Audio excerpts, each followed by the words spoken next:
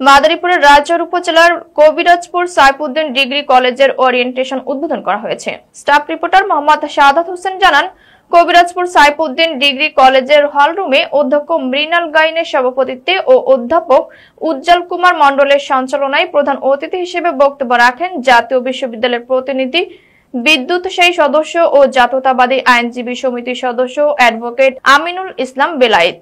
বিশেষ অতিথি হিসেবে বক্তব্য রাখেন মাস্টার রেজাউল করিম, আব্দুল সালাম, ফজলে রাব্বি মিয়া, প্রভাষক মোহাম্মদ শাহাদাত হোসেন, অধ্যাপক কাউসার আলম মিঠু, অধ্যাপক আব্দুল কাদের, অধ্যাপক বিভূতিভূষণ বারৈ, অধ্যাপিকা লিলি রানী বিশ্বাস। শিক্ষার্থীদের মধ্যে বক্তব্য রাখেন দ্বিতীয় বর্ষের আশিক মৃধা, সাবরিন আক্তার, প্রথম বর্ষের তামান্না সহ প্রমুখ। প্রধান অতিথির হাত থেকে সকলকে ফুলের শুভেচ্ছা জানান।